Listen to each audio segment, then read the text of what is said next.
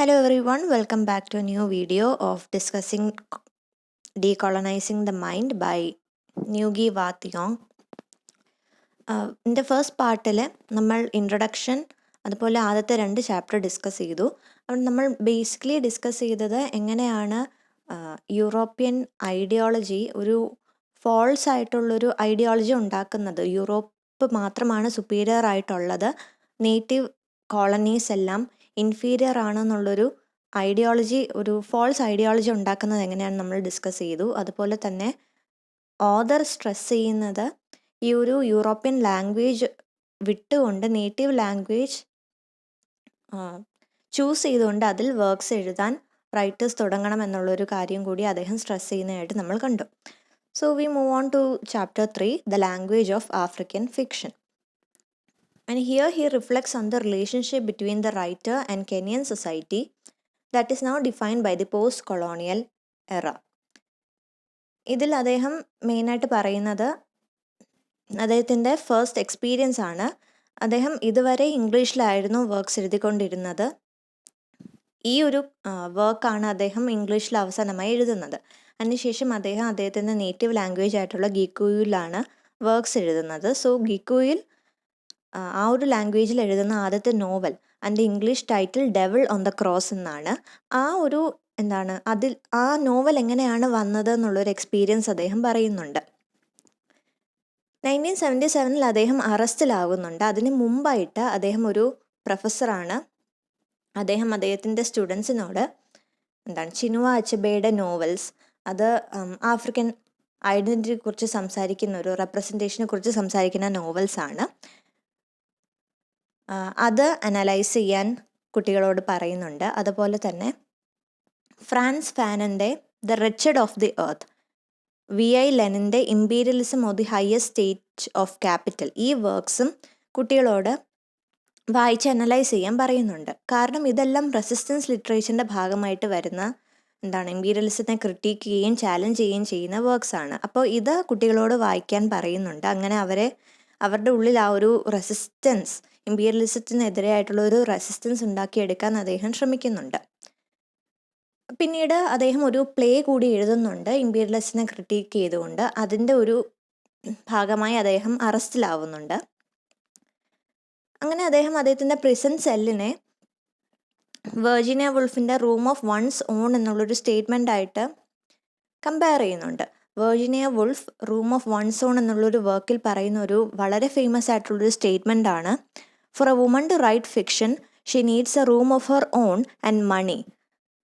അതുപോലെ തന്നെയാണ് അദ്ദേഹം പറയുന്നത്, ഒരു ആഫ്രിക്കൻ റൈറ്ററിനും അദ്ദേഹത്തിൻ്റെ നേറ്റീവ് ലാംഗ്വേജിൽ നേറ്റീവ് കൾച്ചറിനെ കുറിച്ച് എഴുതണമെങ്കിലും സ്വന്തമായിട്ടൊരു മുറിയും ഫൈനാൻസും വേണം എന്നുള്ളൊരു റീസൺ കൊണ്ടാണ് അദ്ദേഹം ആ ഒരു പ്രിസൺ സെല്ലിനെ അങ്ങനെ കമ്പയർ ചെയ്യുന്നത്.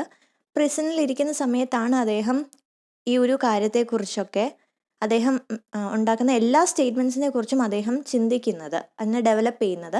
അദ്ദേഹത്തിൻ്റെ ആദ്യത്തെ ഗിക്കുയു ലാംഗ്വേജിലുള്ള ആദ്യത്തെ നോവലും ആ ഒരു സമയത്താണ് അദ്ദേഹം ക്രിയേറ്റ് ചെയ്യുന്നത്.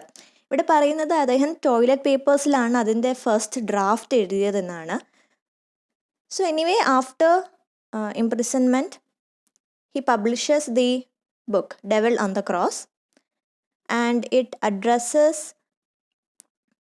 the border issues surrounding the origin and development of African novel.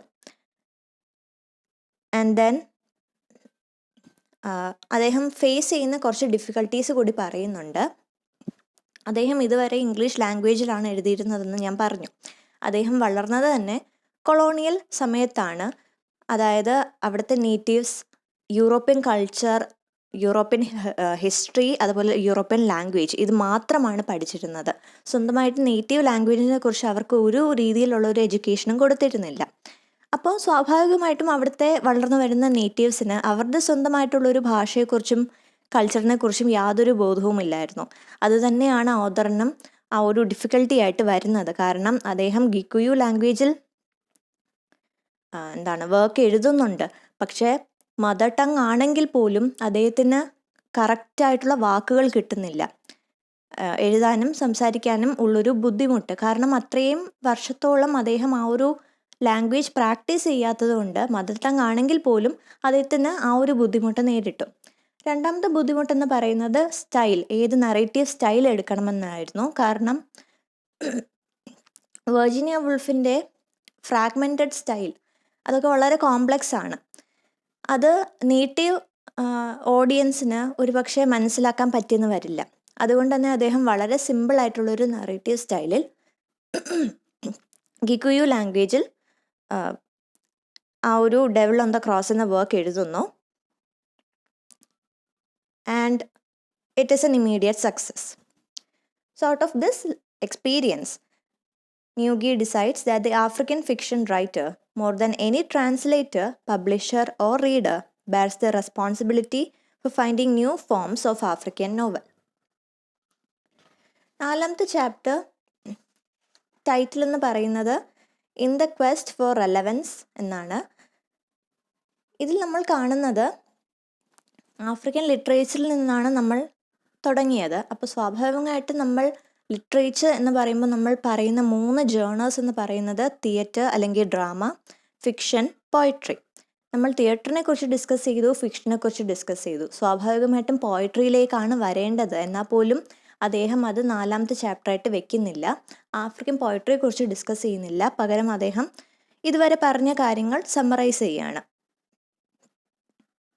Probably because he prefers the genre of fiction as something that can support resistance more. He calls the chapter The Quest for Relevance because it is not just how literature is written, but how it is presented to its audience, and in particular young African school children. ആ ഒരു സമയത്ത് ഒരു conference 1974 ഒരു conference കൂടുന്നുണ്ട്, the teaching of African literature in Kenyan schools. അതിൻ്റെ ഭാഗമായ ഒരു conference committee വരുന്നുണ്ട്.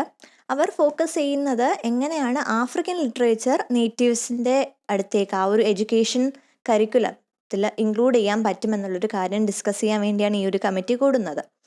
അപ്പോൾ അതിൽ എടുത്തൊരു തീരുമാനമെന്ന് പറയുന്നത് ആദ്യം ബ്ലാക്ക് ലിറ്ററേച്ചർ പഠിപ്പിച്ചതിന് ശേഷം മാത്രം വേൾഡ് ലിറ്ററേച്ചർ ഒരു കുട്ടി പഠിച്ചാൽ മതി എന്നുള്ളൊരു തീരുമാനം അവരെടുക്കുന്നു. കാരണം സ്വാഭാവികമായിട്ടും സംഭവിക്കുന്നത് ആദ്യം വേൾഡ് ലിറ്ററേച്ചർ പഠിച്ചിട്ടാണ് ഒരു സ്റ്റുഡൻറ്റ് അതിൻ്റെ അകത്തേക്കുള്ള ഓരോരോ ഇപ്പോൾ ഇന്ത്യൻ ലിറ്ററേച്ചർ, ബ്ലാക്ക് ലിറ്ററേച്ചർ അങ്ങനെ ഉള്ള വെറൈറ്റി ഇതിൽ സബ് ടോപ്പിക്സിലേക്ക് പോകുന്നത്. അപ്പോൾ എന്താണ് അവിടെ ഉണ്ടാകുന്നത്? വേൾഡ് ലിറ്ററേച്ചർ എന്ന് പറഞ്ഞത് കൂടുതലും യൂറോപ്യൻ ലിറ്ററേച്ചറാണ്. അത് ആദ്യം പഠിക്കുമ്പോൾ ഒരു അസംഷനാണ് വേൾഡ് ലിറ്ററേച്ചർ അല്ലെങ്കിൽ യൂറോപ്യൻ ലിറ്ററേച്ചർ സുപ്പീരിയർ ആയതുകൊണ്ടാണ് ആദ്യം പഠിക്കുന്നത്. ബാക്കി എല്ലാ സബ് കാറ്റഗറീസും പിന്നീട് പഠിക്കാൻ കാരണം അത് കമ്പാരിറ്റീവ്ലി ഇൻഫീരിയർ ആയതുകൊണ്ടാണ് എന്നുള്ളൊരു അസംഷൻ ഉണ്ടായിയെടുക്കും. അത് തന്നെയാണ് നമ്മളിവിടെ ബ്രിട്ടീഷ് ലിറ്ററേച്ചറാണ് ആദ്യം തന്നെ പഠിക്കുന്നത്. അതിനുശേഷം മാത്രമാണ് നമ്മൾ ബാക്കിയുള്ള സബ് ടോപ്പിക്സിലേക്ക് വരുന്നത്. അവിടെയും ഒരു ഇൻഡയറക്റ്റ് ഒരു അസംഷൻ ഉണ്ടാവുകയാണ്. അതായത് ബ്രിട്ടീഷ് ലിറ്ററേച്ചർ ആദ്യം പഠിക്കുന്നത് കൊണ്ട് അതിനർത്ഥം ബ്രിട്ടീഷ് ലിറ്ററേച്ചർ അത്രയും സുപ്പീരിയർ ആണെന്നുള്ളൊരു ഫോൾസ് ഐഡിയോളജി അവിടെ ഉണ്ടായി വരുന്നുണ്ട്. അത് ചാലഞ്ച് ചെയ്ത് ആ ഒരു അസംഷൻ തെറ്റാണെന്ന് പറയാൻ വേണ്ടിയാണ് അവർ ഈ ഒരു തീരുമാനമെടുത്തത്. ബ്ലാക്ക് ലിറ്ററേച്ചർ അല്ലെങ്കിൽ ആഫ്രിക്കൻ ലിറ്ററേച്ചർ പഠിച്ചതിന് ശേഷം മാത്രം വേൾഡ് ലിറ്ററേച്ചർ ആ ഒരു സ്റ്റുഡൻറ്റ് പഠിച്ചാൽ മതി എന്നുള്ളൊരു തീരുമാനം. So he stresses on the Afrocentric system of education, which is more active anti-imperialist. വേറൊരു കാരണം അദ്ദേഹം പറയുന്നത് ഇംഗ്ലീഷ് സ്റ്റഡീസ് ആണെങ്കിൽ പോലും കൂടുതലും ബ്രിട്ടീഷ് ഓതേഴ്സ് ആയിട്ടുള്ള ഷേക്സ്പിയറിനെ കുറിച്ചും മിൽട്ടനെ കുറിച്ചുമൊക്കെയാണ് ഒരു കുട്ടി ഏറ്റവും കൂടുതൽ ഫോക്കസ് ചെയ്യുന്നത്. കാരണം അത് യൂറോസെൻട്രിക് ആയിട്ടുള്ള ഒരു സിസ്റ്റം ആയതുകൊണ്ട്. അപ്പോൾ എന്താണ് സംഭവിക്കുന്നത്? നേറ്റീവ്സിൻ്റെ ഉള്ളിൽ തന്നെ ആ ഒരു ഒരു അസംഷൻ, ഒരു ഐഡിയോളജി ഉണ്ടായി എടുക്കുകയാണ്. നമ്മുടെ നേറ്റീവ് റൈറ്റേഴ്സിനെക്കാട്ടിലും ഒരു സുപ്പീരിയർ സ്റ്റാറ്റസ് ആണ് ഷേക്സ്പിയറിനും മിൽട്ടനും ഉള്ളത് എന്നുള്ളൊരു രീതിയിൽ ഒരു പക്ഷെ അവർ അത്രയും വർക്ക്സ് പ്രൊഡ്യൂസ് ചെയ്തിട്ടുണ്ട്, അത്രയും കോൺട്രിബ്യൂഷൻ ഉണ്ട്, ഇല്ലെന്ന് പറയുന്നില്ല. പക്ഷേ എന്നാൽ പോലും നേറ്റീവ് റൈറ്റേഴ്സ് അത്രയ്ക്ക് ഇൻഫീരിയർ ആണോ എന്നുള്ളൊരു അസംഷൻ അവിടെ ഉണ്ടായി എടുക്കാൻ പാടില്ല. ഓരോരുത്തർക്കും അവരുടേതായ ഒരു കോൺട്രിബ്യൂഷൻ ഉണ്ട്. പക്ഷേ അവിടെ അങ്ങനെ ഒരു ഡിവിഷൻ അല്ല നടക്കുന്നത്. ഒരു സുപ്പീരിയർ ഇൻഫീരിയർ എന്നൊരു ഡിവിഷനാണ് നടക്കുന്നത്. ആ ഒരു റിയാലിറ്റി കുട്ടികളിൽ മനസ്സിലാക്കിയെടുക്കാൻ വേണ്ടിയാണ് ഈ ഒരു ചേഞ്ച് അവർ കൊണ്ടുവരുന്നത്. So, he and the others at the university attempted to restore harmony and perspective to students by placing the primary emphasis on African languages. He describes 3 possible bases from which to establish relevance and perspective: the national democratic base, the philosophical and class base.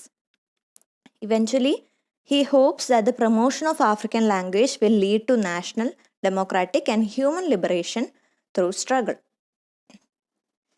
അപ്പോൾ അതാണ് ഈ ഒരു chapter ഇല്ല main themes എന്ന് പറയുന്നത് language and culture. ഇത് നമ്മൾ first പാർട്ടിൽ ഡിസ്കസ് ചെയ്തതാണ് എങ്ങനെയാണ് ലാംഗ്വേജ് ഒരു കൾച്ചറിൻ്റെ കാരിയർ ആകുന്നത്, ലാംഗ്വേജിലൂടെ എങ്ങനെയാണ് കൾച്ചറും ഹിസ്റ്ററിയും ഒരു ഐഡിയോളജിയും ഇമ്പോസ് ചെയ്യാൻ പറ്റുന്നത് എന്നുള്ളൊരു കാര്യം നമ്മൾ ഡിസ്കസ് ചെയ്തു. ഇമ്പീരിയലിസം ഒരു തീമാണ്. എങ്ങനെയാണോ കൊളോണൈസേഷൻ കഴിഞ്ഞിട്ട് പോലും ആ ഒരു ഇമ്പീരിയലിസം ഇപ്പോഴും കോളനീസിൽ അതുപോലെ തന്നെ നേറ്റീവ്സിൻ്റെ മൈൻഡിൽ നിലനിൽക്കുന്നത്, ആ ഒരു കാര്യം നമ്മൾ കണ്ടു. Primarily through language it self. Cultural bomb നമ്മൾ കണ്ടു, അതായത് ഒരു ഐഡൻറ്റിറ്റി ക്രൈസിസ്.